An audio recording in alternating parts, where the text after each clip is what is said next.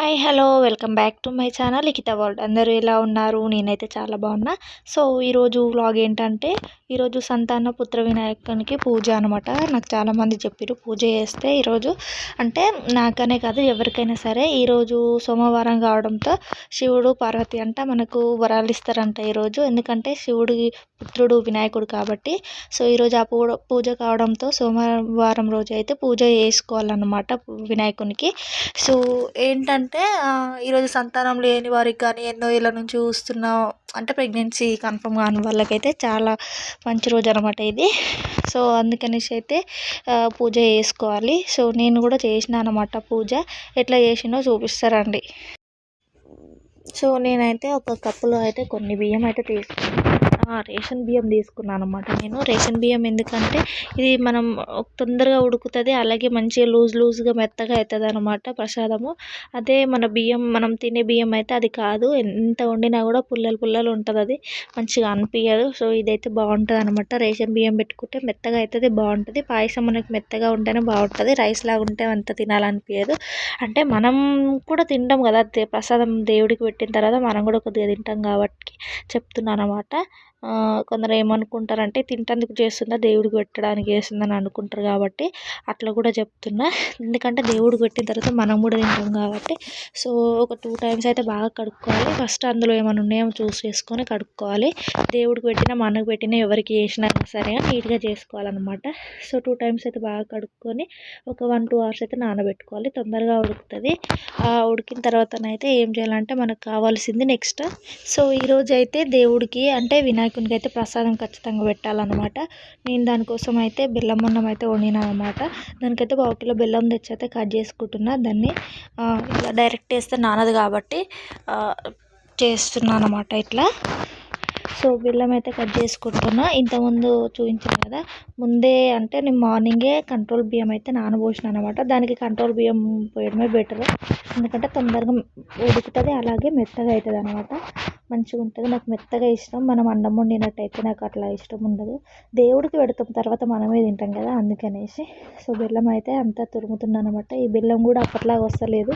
So ఇప్పుడైతే మొత్తం ఏమంటారు కలర్ చేంజ్ అవుతుంది ఊకనే. సో బెల్లం అయితే కట్ చేసుకున్నాడు, కంప్లీట్ అయిందనమాట.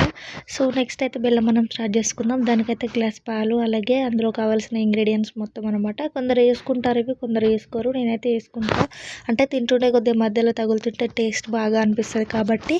సో నేనైతే వేసుకున్నా. దేవుడికి పెట్టేది కదా, నువ్వేమైనా తింటావా అంటే దేవుడు పెట్టిన తర్వాత మిగిలింది మనమే తినాలి కాబట్టి అందుకే వేసిన అనమాట. దేవునికి అంటే మనం తినకుండా దేవునికి పెట్టేది కాబట్టి మనం ఎట్లా చేసుకుంటామో అట్లా పెట్టాలి, దేవుడికి అనేసి అన్ని తక్కువ చేయొద్దు.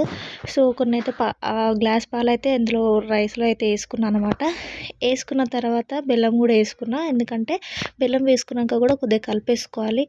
ఎందుకంటే బెల్లం అట్లనే ఉంటుంది, అంటే కరుగుతుంటుంది, మనం కలిపేసుకుంటుంటే కొద్దిగా తొందరగా కరుగుతుంది అనమాట. సో బెల్లం కూడా వేసుకున్నా.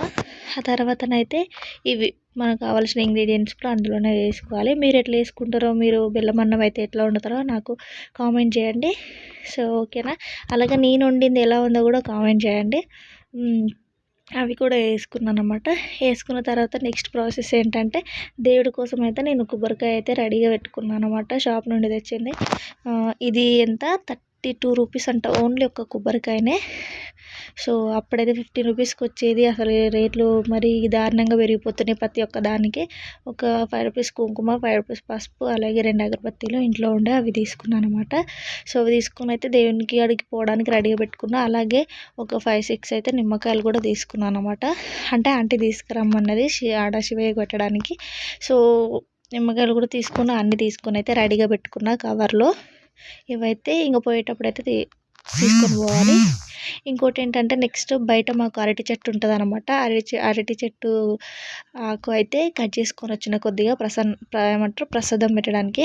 సో ప్రసాదం అయితే ఆల్మోస్ట్ అయిపోయింది అనమాట.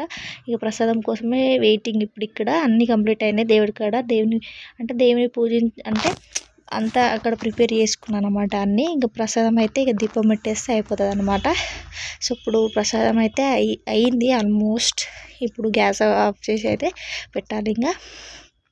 సో చూసిరు కదా, నేనైతే ఇట్లా చేస్తాను అనమాట. కొందరు రైస్ లాగా వండుతారు, అంటే రైస్ లాగా వండుతారు అనమాట. నాకు అట్లా నచ్చదు. ఇట్లా వండితే మనం తినడానికి కూడా బాగుంటుంది. పాయసం లాగా చేస్తే బాగుంటుంది అనమాట. సో నేను అందుకని అయితే లూజ్ చేస్తా. సో నేను చేసింది అయితే చాలా బాగుంటుంది. సో పూజ అయితే కంప్లీట్ అయింది. వీడియో తీయడానికి ఎవరు లేరు, అందుకే పూజ చేసే వీడియో అయితే పెట్టలేదన్నమాట. దేవునికి కూడా ప్రసాదం పెట్టిన అనమాట. ప్రసాదం పెట్టి అయితే పూజ అయితే కంప్లీట్ చేసుకున్నాను అనమాట. ఇప్పుడు మనం శివాలయం దగ్గరికి అయితే వెళ్ళాలి. శివాలయంలోనైతే పూజ చేసుకొని రావాలి. సో దేవుడు కూడా కొద్దిగా ప్రసాదం తీసుకెళ్ళాలి కాబట్టి అక్కడ శివాలయంలో కూడా వినాయకుడు ఉంటాడు కాబట్టి అక్కడికి కూడా ప్రసాదం ఒక దాంట్లో తీసుకొచ్చిన అనమాట. ఆంటీ అయితే పూజ చేస్తుంది అనమాట నిమ్మకాయలతో శివయ్యకి. సో ఇక్కడైతే నేను పాప ఆంటీ అయితే ఉన్నాం. ఆంటీ ఎవరంటే ఓనర్ అనమాట, గుడి ఓనర్ వాళ్ళు. అంటే మేము ఉండే రూమ్ వాళ్ళు కూడా వాళ్ళే అనమాట ఓనర్స్. సో వినాయకుని పూజ అయితే కంప్లీట్ అయింది. ఓకేనా, బాయ్ అనమాట.